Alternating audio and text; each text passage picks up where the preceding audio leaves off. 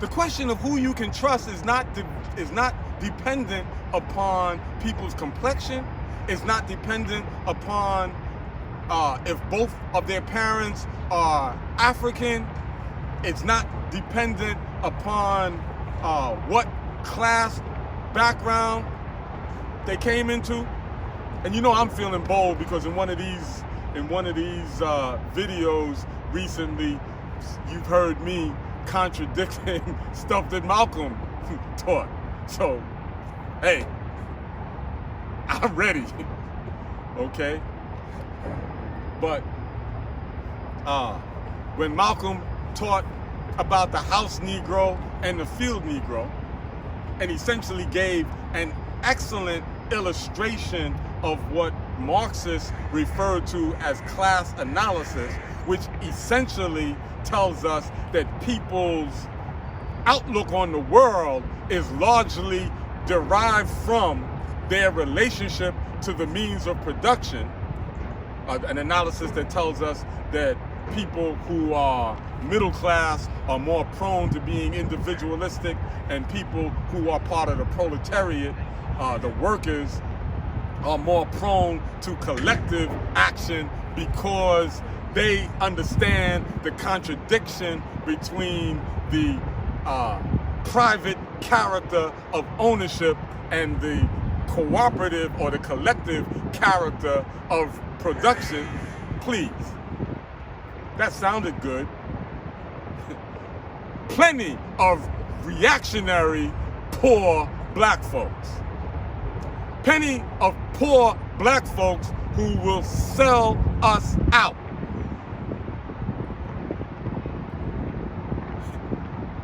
Plenty of middle-class oriented black folks who embraced the Black Revolution.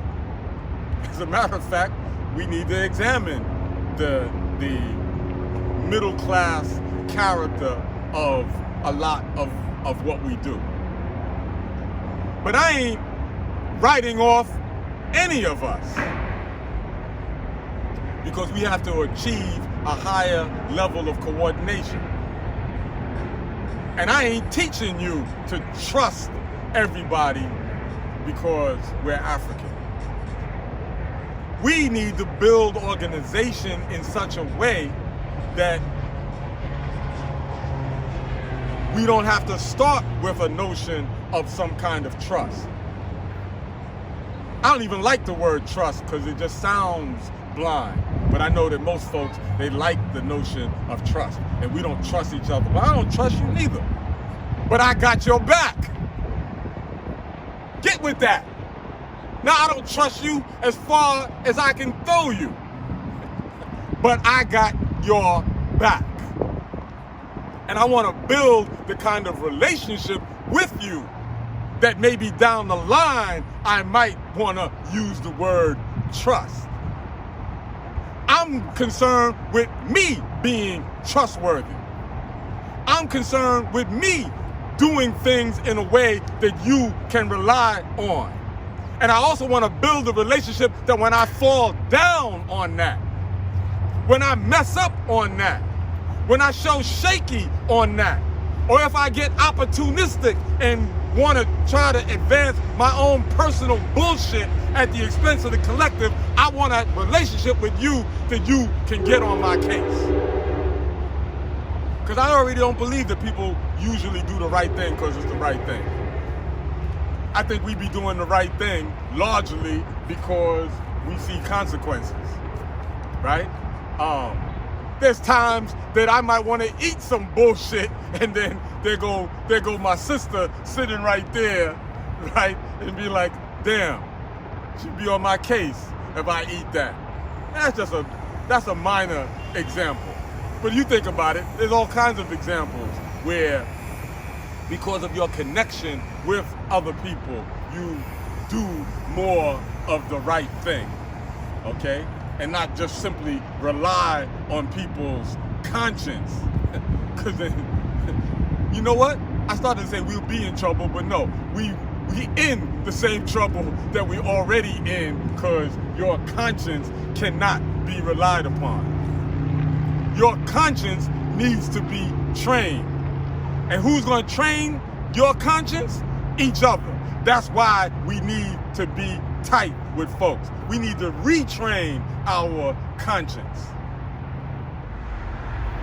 Bear with us as we do this little insert. It's something that I left out of the earlier part of this video, and I think that it's important.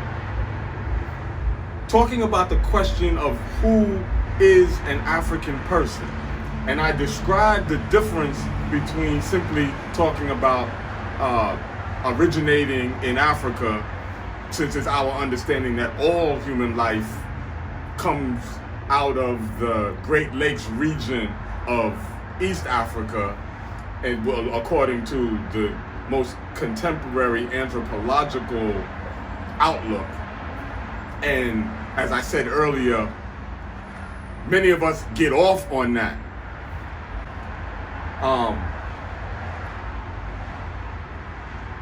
There's, to a significant degree, a lot of that we're first soup has worked against us, because while we're so busy in asserting this African existence in terms of everybody, we simultaneously rob ourselves of our nationalist element, because we make everything African, okay, and then it doesn't really have any meaning around who we are.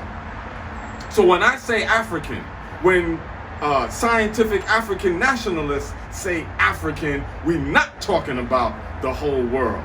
We're talking about that portion of humanity, that branch of humanity which came to populate the whole of the landmass that we call Africa, or whatever name you may choose to call that landmass. We are descendants of that branch of humanity. But what I neglected to mention, because the reality of people having mixed ancestry is very widespread in this world, certainly is widespread outside of Africa, and it's also the case among many of us inside of Africa. People who have ancestry from other branches of humanity. Well, then how do we deal with that? Scientific African nationalism says that of the different ancestry that a person has, which ancestry has a greater role in the circumstances of life. Now, for the overwhelming majority of African people, we either may not be aware of any mix in ancestry, or if we are, it's not something that impacts us other than maybe making interesting conversation. For the overwhelming majority of us, our being African people is clear. There's no ambiguity around it. But what about the case of individuals who are mixed in terms of their ancestry, our ancestry, in terms of other groups of people who have been oppressed, who have been victims of genocide, who have been degraded, and so forth? Well, around the question of being a Pan-Africanist, I'm not requiring somebody who's got African ancestry and Native American ancestry, as a significant portion of Latino, Latina, people lately have been saying Latinx, folks have. That set of folks is included in the Pan-African family of things. And I'm not requiring an individual to choose to say, oh, well, I value the African portion more. I'm not putting that on anybody. I see there's some folks that is connected to us, and I am of the mindset to convey upon folks the benefits of being within the Pan-African family of things. I recognize that the overwhelming majority of African people on this planet do not share my perspective. Overwhelming majority of us ain't talking about we dedicated to the best interests of African people first and foremost, that which is conducive to the survival and development of African people worldwide. I know that most of us don't think that way. I would like to see a larger number of us begin thinking that way, but I have no expectation that most of us think that or see that or feel that. And I make no requirement that the next African person think, see, or feel that, okay? It's just like my closer family members, right? If my children don't see the world the way I see the world, they still mine. If my siblings, if my cousins, if my aunts and uncles ain't coming from where I'm coming from, they're still mine. And I gotta even figure out how to word that better, because in an upcoming video I really want to get into the question of us using the third person when referring to our own people. So that's going to take some figuring out how do I refer to my family members without saying they. But I'm going to have it figured out, and then I'm going to share it with everybody else. That it is important that we say we, that we say our, that we say us, because building of our usness is crucial to our survival on this planet. We've been fragmented. We've been cut up into pieces, such to the point that that our socialization has us not seeing us as us, all right? And that is an intolerable set of circumstances. So now,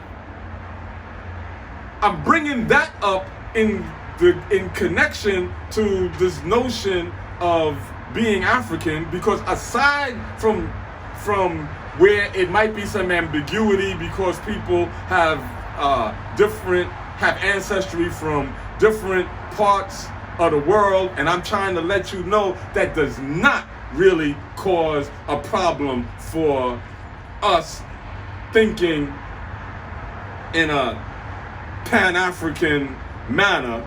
That's just part of the Pan-African experience that folks have gotten mixed, right? But even when there is no ambiguity around people's ancestry, individuals may not attach an importance to us having this common ancestry. I talked to a couple of people over the past few days who are putting forward a perspective that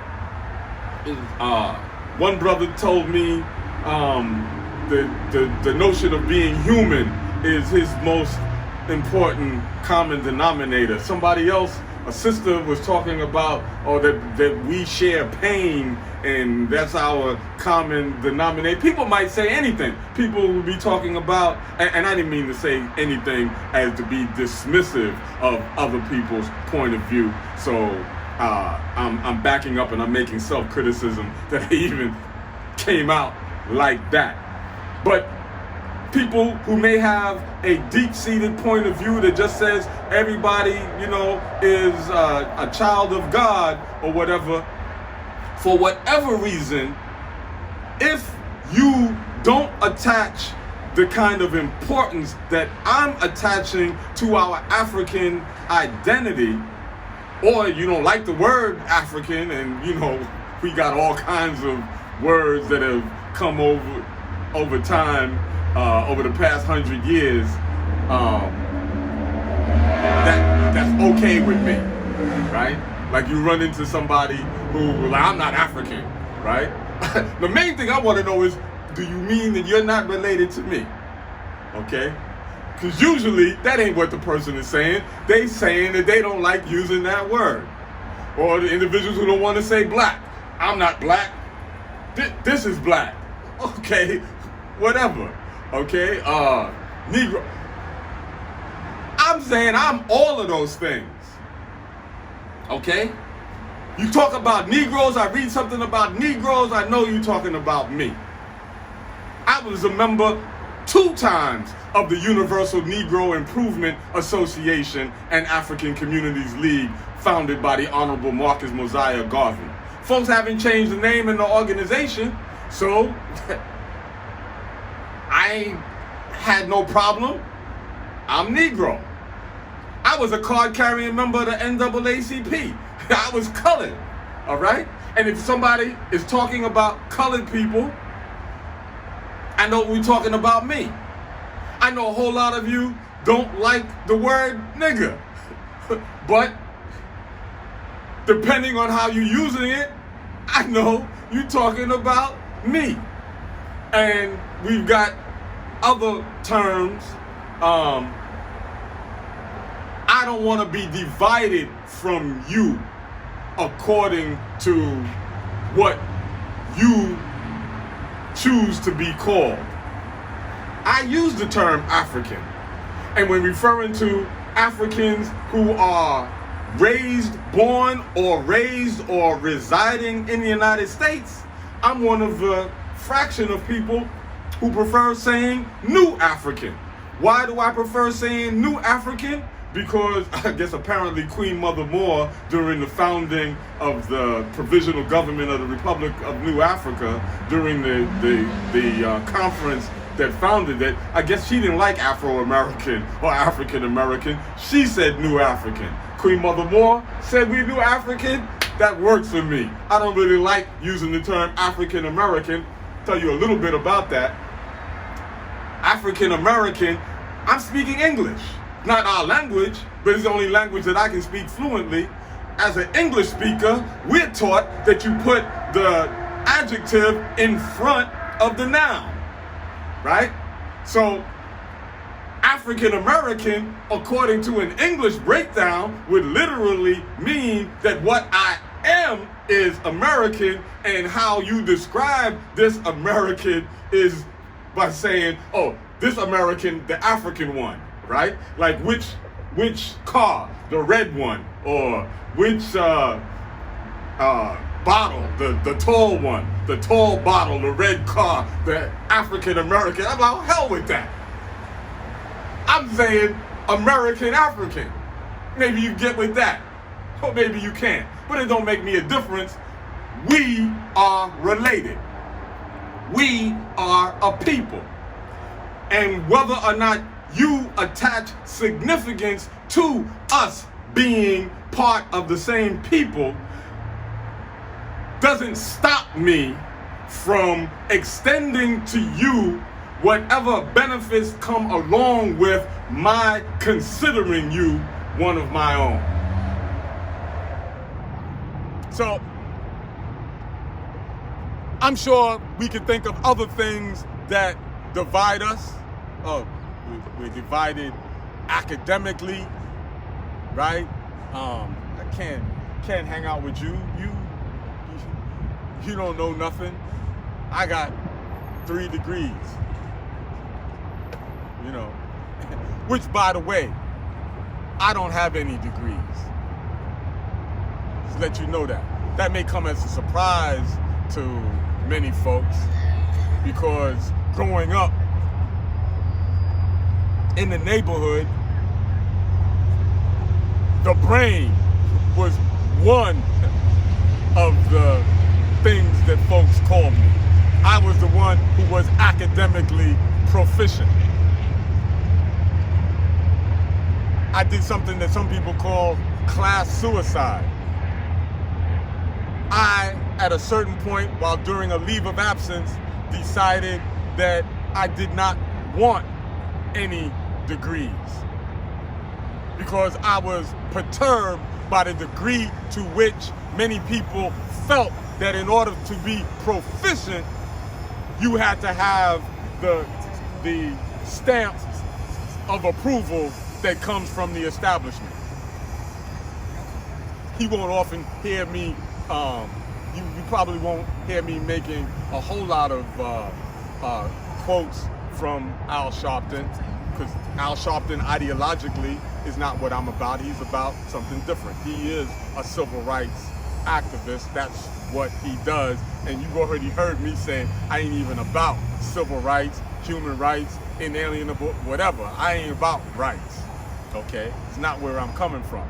But I remember one time listening to him, he said, you say you got your master's degree.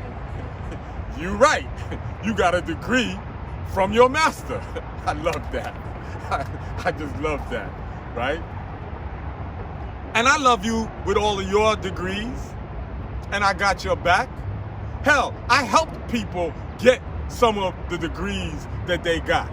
I helped people write some of the papers that they needed in order to pass certain classes.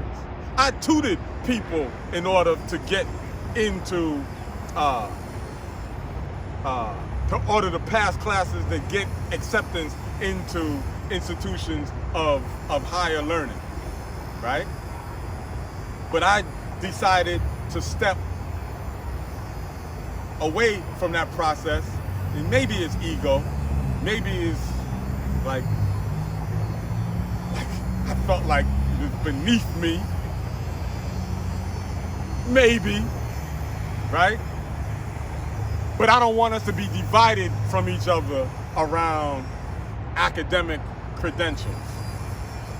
And we could go through and find some more things that divide us. And the idea is that we got to do some work stepping across some of these, a lot of these divisions. No magic wand, call for work. I want to go back to using the term, the Swahili term for work, kazi. I remember in the early 70s, there was a slogan that said kazi. I can still hear at the time Imamu Baraka. I can still hear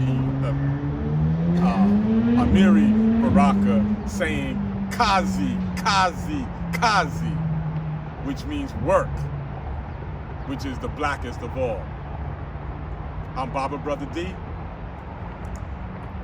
and I want to thank you for your attention.